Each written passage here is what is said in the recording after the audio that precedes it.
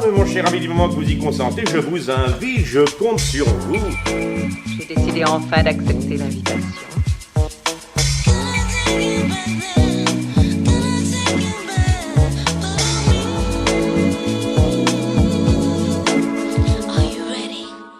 Dans la plupart des communes, on inaugure la nouvelle saison culturelle. Jade FM s'est rendu à Saint-Père-en-Retz, l'espace Saint-Roch ouvrait ses portes à Jules Romain Djihounouk, danseur et chorégraphe sénégalais. En résidence à la Villa Saint-Louis, puis ici à l'espace Saint-Roch, Jules a pu mettre en place Inuit et La Voix de l'Ange, deux chorégraphies liées par l'histoire. En introduction de l'interview de Jules Romain Djihounouk, on commence par un extrait de La Voix de l'Ange, un hommage posthume à l'artiste Al Farouk, champion d'Afrique de slam, disparu dans la fleur de l'âge. Et enfin, nous retrouverons Mélanie Garneau-Lebrun, coordinatrice culturelle de l'Espace Saint-Roch, interviewée par Evelyne. Jade rencontre à Saint-Père-en-Retz, c'est parti. Le vieux sage au visage de mage m'avait dit: prends garde au jour où le soleil sera flétri, quand les oiseaux aux oreilles de la terre chanteront de tristes requiem, quand la beauté ne sera plus qu'une image d'elle-même, quand ce qui apaise l'âme dans nos forêts ne sera qu'un mirage, quand les petites merveilles auront l'amertume d'un mauvais présage, alors la nature cessera de nous rendre hommage. Jules Romain Djihounouk, bonjour. Bonjour. Merci d'accueillir Jade FM juste avant votre spectacle, le spectacle de danse qui inaugure la nouvelle saison, et notamment ici à l'espace Saint-Roch de Saint-Père-en-Retz. Nous sommes donc à Saint-Père-en-Retz. Je crois savoir que vous étiez en résidence à l'espace Saint-Roch en 2024. Quelle a été la rencontre qui vous a amené ici ? C'est déjà un plaisir de pouvoir faire cette interview avec vous. Oui, on a été résidence ici l'année dernière avec Agathe, la régisseur de la compagnie. Oui. Pour la rencontre avec l'espace Saint-Roch, on était passé ici avec la compagnie Amaladia Nord. Et par la suite, on a joué Sigifin. Et par la suite, il y a la régisseuse qui a pris contact avec l'équipe qui était là. Donc du coup, on a voulu avoir une résidence technique. Après une résidence à Villandar, à Saint-Louis, où j'ai été lauréat avec La Voix de l'Ange. Et on a voulu faire la technique ici à l'espace Saint-Roch. Donc du coup, elle a demandé et on a eu l'espace Saint-Roch pour avoir la résidence ici et faire la fiche technique et aussi travailler sur tout côté lumière et aussi finaliser la création. Un spectacle complet. Exactement. Tout ce que ça comprend. Vous vivez au Sénégal, enfin, vous arrivez du Sénégal là, cette semaine. Oui, je suis arrivé en France depuis mercredi, donc je vis pratiquement au Sénégal, mais quand même je voyage beaucoup. Qui est Jules Romain Djihounouk au Sénégal ? C'est une grande question, mais voilà. Qui êtes-vous pour le public ou dans ce domaine de la danse ? Jules Romain, c'est un danseur, chorégraphe, un pédagogue, un formateur, et qui a fait pas mal de compétitions pour représenter la région Saint-Louisien, là où j'habite, au niveau national et international. J'ai été pas mal lauréat sur plusieurs distinctifs au niveau des battles, des compétitions. J'ai été sélectionné en 2014 parmi les 6 meilleurs breakers au Sénégal et meilleur à Saint-Louis. Et en 2015, je suis devenu champion du Sénégal avec le groupe Punisher Crew. Et voilà, j'ai continué à faire des formations un peu partout et à aider aussi les jeunes à pouvoir les montrer le chemin de l'art et d'être professionnel dans ce métier. Il y a un partage, une pédagogie au travers de ce que vous faites. Vous avez envie de transmettre aux plus jeunes ? Oui, je transmets depuis presque 2014-2013. Après ma formation de formateur. Et je continue à faire des formations, notamment à l'École des Sables, au CDC La Termitière, où je suis retourné en 2021 pour transmettre. Et depuis plusieurs années, je partage mon art un peu partout avec différents publics. Et au Sénégal, il y a beaucoup de concurrence en termes de danse, de breakdance ? Oui, il y a beaucoup de concurrence. Ça fait longtemps que je ne suis plus dans la compétition. Mais actuellement, il y a un groupe qui est au Sénégal, un groupe Paul Crew, qui recrute des jeunes et qui travaille avec eux. Notamment, ils sont un peu partout. Ils partent un peu partout dans le monde pour représenter le Sénégal. Ils sont d'ailleurs des jeunes qui ont eu à remporter les champions d'Afrique en breakdance et ils étaient récemment au JO pour représenter le Sénégal. Donc lorsqu'on cherche justement des pistes d'écoute musicale de la nouvelle scène africaine, on trouve beaucoup de jeunes, de troupes ou de groupes de jeunes qui allient la danse et la musique. Comment vous voyez ce phénomène ? Et d'ailleurs, est-ce que c'est nouveau ou est-ce qu'on peut dire que l'une ne va pas sans l'autre, et particulièrement dans la culture africaine ? Bon, la culture africaine, je peux dire que la danse a toujours été accompagnée de la musique. Parce que la plupart des danses sont inspirées à travers la musique, par exemple, que ce soit moderne, que ce soit traditionnel. Il y a déjà une musique qui est là établie. Et au fur et à mesure, il y a des pas de danse qui sont créés avec ça. Donc je trouve que c'est toujours lié, la musique et la danse. Et même quand on était jeunes, il y a des moments qui nous chantaient des petites berceuses. Au fur et à mesure, on crée des pas de danse à travers cette musique. Et c'est devenu moderne et je pense que c'est ça qui continue jusqu'à présent. Ouais. Et ça exprime des choses, la danse, pas simplement la parole. Non, pas simplement la parole, mais parce que voilà, ça exprime beaucoup de choses. D'abord, on peut dire que la danse est d'abord sociétale au niveau de l'Afrique parce que c'est inspiré de la société, c'est inspiré des faits du quotidien. Et du coup, à chaque pas de danse que tu fais, il y a une signification de pourquoi tu le danses, de pourquoi ça le fait. Donc, c'est une source, c'est une inspiration de tout ce qui se passe au quotidien dans la vie familiale, comme dans la vie en communauté ou bien dans le village. Il y a des codes en danse pour exprimer, il faut faire attention à ce qu'on fait quand on danse ou non, on peut danser librement? Bon, ça dépend des danses, parce qu'il y a des danses où tu peux t'exprimer librement, mais il y a des danses qui ont des codes, par exemple les danses où tu es initié, genre tu peux pas, c'est pas une personne lambda qui peut danser cette danse, mais c'est des personnes qui sont initiées qui peuvent danser ça. Par exemple, je peux dire la danse de Ndeup, c'est vraiment une danse pour la thérapie et pour soigner les gens. Donc, du coup, c'est une danse qui a été créée spécialement pour ce type de pratique. Notamment, chez moi en Casamance, il y a une danse où c'est pour la danse des morts. C'est pas n'importe qui peut danser. C'est fait pour les sachants. Exactement. Très bien. Donc, La Voix de l'Ange, c'est le spectacle, un des deux spectacles que l'on va voir ce soir. La Voix de l'Ange fait référence à la disparition et à ce qui se passe après, au voyage de l'âme. De quelle matière s'inspirent vos mouvements? Ça vient d'expériences vécues, de récits, de textes, de témoignages? Bon, je peux dire que c'est un mélange de tout. Parce qu'avec La Voix de l'Ange, j'exprime des souvenirs que j'ai avec le défunt. Mon ami à qui je rends hommage, des voyages qu'on a fait, des poses photos qu'on a pris ensemble. C'est un moment de souvenir. Mais aussi, c'est une manière pour moi d'exprimer mon deuil. Tout un chacun a sa manière d'exprimer son deuil. Et pour moi, c'est à chaque fois quand je parlais avec lui, il me disait souvent qu'il a envie de découvrir le monde, qu'il a envie de faire le slam comme métier, être un artiste professionnel et pouvoir faire des scènes. Pour moi, c'est une manière de faire le deuil, mais en même temps de le faire voyager avec moi à travers la scène et à travers là où je passe pour jouer non seulement la voix de l'ange, mais aussi de faire découvrir sa voix magnifique que les gens n'ont pas eu la chance de découvrir quand elle était de son vivant. Donc c'est une manière pour moi de célébrer la vie parce que c'était une personne qui avait plein de vie, qui avait la vie devant lui et qui avait plein de rêves magnifiques. C'est une manière pour moi de pouvoir le jouer sur scène. De faire perdurer un petit peu son existence. Donc on va l'entendre, c'est ça? Ce sont des textes qu'on entend, qui ont été enregistrés? Oui, ce sont des textes que lui, il a écrits. Ouais. Donc du coup, vous allez l'entendre sûrement sur la scène. D'accord.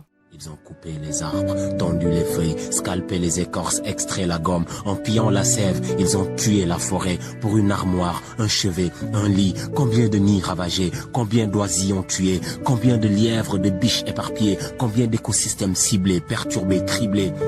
Les fleurs forment des rangées monotones. Désormais, l'hivernage n'arrose pas plus que l'automne. La flore tombe et la faune sort avant d'aller vers la tombe. Redevenons des personnes.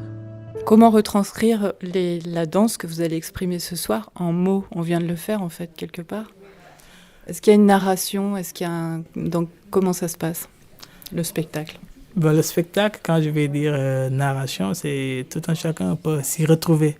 Quand tu perds une personne où tu n'étais pas au courant ou bien tu n'es pas prévenu. Quand la mort ça vient, ça ne prévient pas. Donc c'est une manière pour moi de dire que voilà, la personne est partie mais son âme demeure. Il est toujours là parmi nous, il y a son énergie, son esprit. Donc ce que je peux dire, c'est une personne, c'est un ange. Lui, c'est un ange pour moi. Donc, et les anges vont produire des choses qui sont magnifiques, qui sont magiques. Donc je peux dire que pour l'émotion, ça va être toujours juste magique. Donc le second spectacle s'appelle Ni It et Ni It aborde le sujet de l'exclusion. Donc un peu la même question que pour La Voix de l'Ange. D'où s'inspire cette envie d'exprimer l'exclusion? Est-ce que c'est une exclusion vécue? De quelle sorte d'exclusion on parle ce soir? Bon, je peux dire que c'est de l'exclusion plutôt sociale, parce que NIT, c'est le fruit d'une rencontre de deux mondes, c'est-à-dire le monde auquel je vis, le monde de l'art et tout ça, et les enfants trisomiques.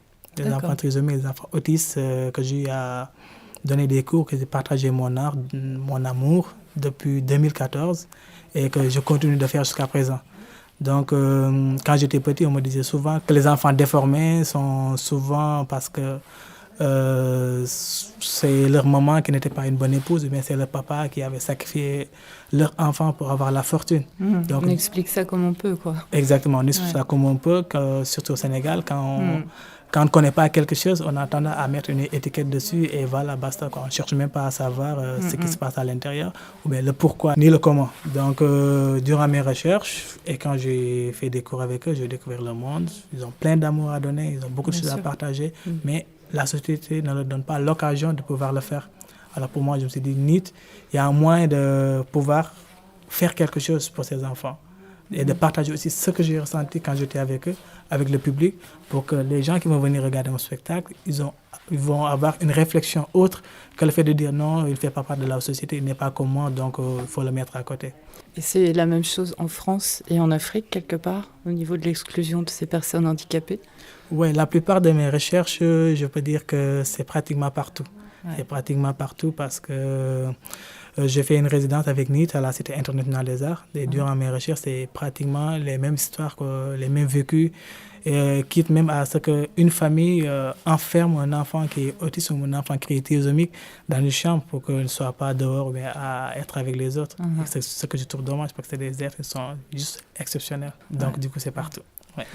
Donc vous inaugurez la saison de cet espace Saint-Roch ce soir ici à Saint-Père. Quels sont vos projets à venir avec ces spectacles peut-être ou d'autres? Oui, déjà avec La Voix de l'Ange, on doit jouer le 23 novembre vers Bretagne, je crois. Alors on donnera un lien pour les auditeurs. Exactement. Donc du coup, voilà, c'est des spectacles qui viennent tout juste d'être donc prêts. c'est ce spectacle qui va tourner. Exactement, c'est des spectacles. On essaie de tourner les deux spectacles en même temps en 2024-2025 parce que c'est deux spectacles qui sont superposés. D'accord. Je peux dire parce que quand j'étais en résidence avec NIT, c'est NIT qui est le premier spectacle que j'ai fait. Et c'est en ce moment que je devais travailler avec Al-Farouk, celui que je rends hommage avec La Voix de l'Ange. D'accord. Ensemble, on a travaillé sur ce même projet, sauf qu'il ne va pas voir l'aboutissement de ce projet. Il va décéder en cours de route. Donc, du coup, et c'est ça que j'ai fait, qui va faire naître La Voix de l'Ange pour le rendre hommage, mais aussi de continuer à voyager avec lui sur la scène. Ouais, donc les deux sont liés exactement. Intrinsèquement. Ouais. Eh bien, écoutez, merci Jules Romain Djihounouk. Que peut-on vous souhaiter? Je sais ce qu'on dit aux artistes ici. Qu'est-ce qu'on dit aux artistes en Afrique avant le spectacle? Bon, comme partout. Pareil. Voilà, pareil, bonne merde. Merde alors. Merci beaucoup. Merci beaucoup. Merci à vous. Pour les auditeurs, est-ce qu'il y a un lien où on peut aller voir ce que vous faites ou... Bon, déjà sur Instagram, je publie tout ce que je fais. Ouais. Et après, il y a un lien que sûrement Aude va vous donner pour voir autre chose que je fais. Sur YouTube aussi, ouais. Alors, on va aller voir Aude qui s'occupe de la tournée et de la communication. Bonjour. Bonjour. Donc, Aude, où est-ce qu'on peut trouver Jules Romain sur Internet? Alors, effectivement, sur les réseaux sociaux, on essaie d'annoncer tout ce qui se passe. Instagram, Facebook. Et après, on a les lieux où on va tourner qui annoncent aussi leur communication. Sinon, on tape Jules Romain, Djihounouk, D-J-I-H-O-U-N-O-U-C-K. Et on trouve des vidéos. Et pour Instagram, c'est plutôt B-Boy Romeo, c'est mon nom de scène. 2B, B-B, O-Y, Romeo, R-O-M-E-O. Comme Roméo. Yeah, exactement. Ok. Merci beaucoup.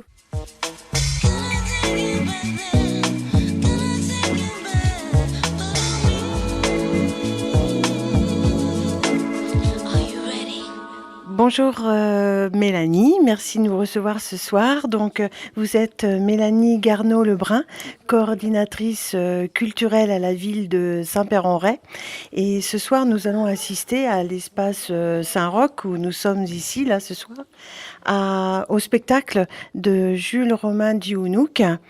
Dans quel état d'esprit êtes-vous à environ une bonne heure du début de ce lancement de la saison culturelle ? Alors bonjour Evelyne, alors il y a un petit peu d'excitation, faut avouer, parce qu'en réalité Jules avait fait une résidence, donc là on va découvrir le travail qu'il a fait à la sortie de cette résidence qu'il a fait il y a 2 ans, donc plein de surprises qui nous attendent, donc on attend avec impatience.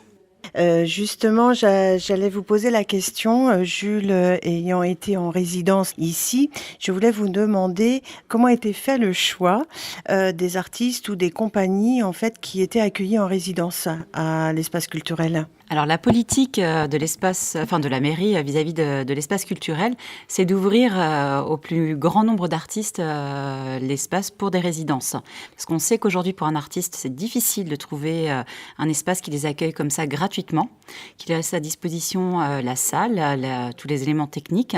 Et c'est vrai que donc la contrepartie, c'est qu'on découvre en avant-première leur création. Voilà.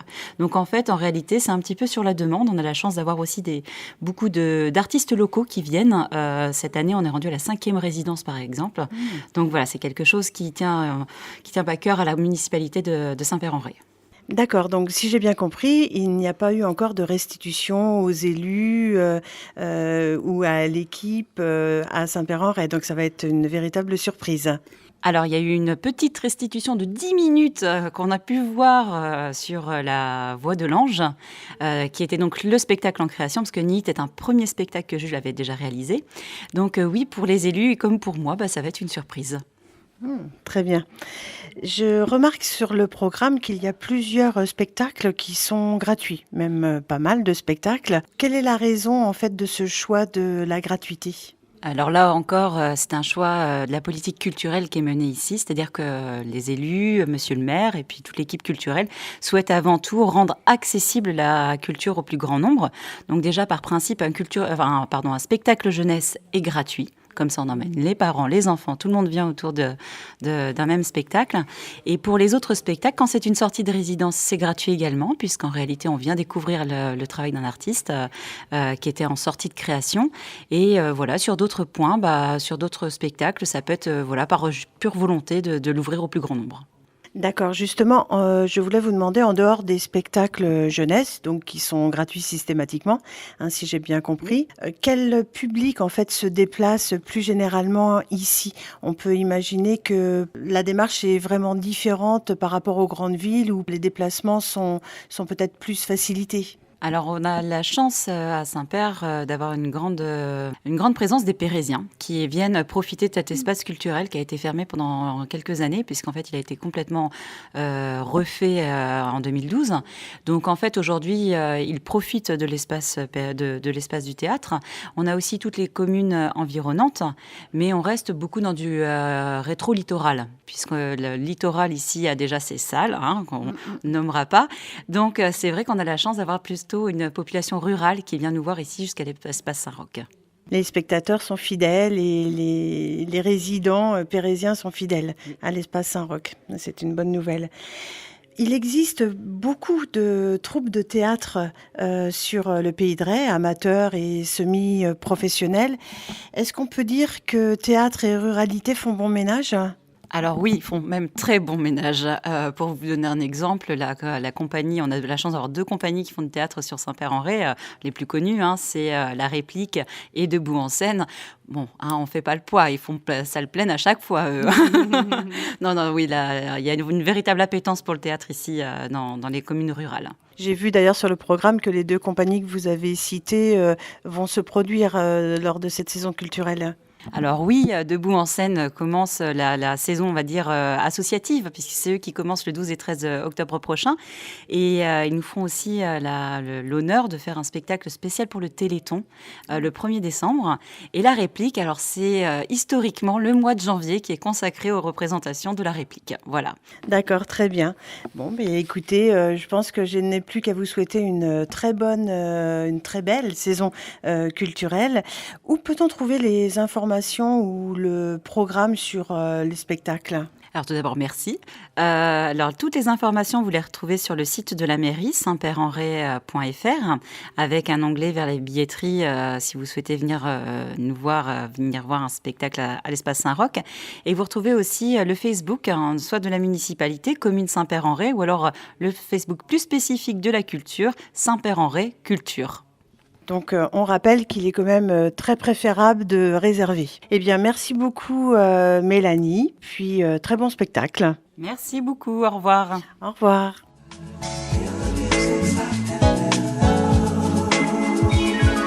Jade Rencontre, c'est tous les jours à 13h et 19h.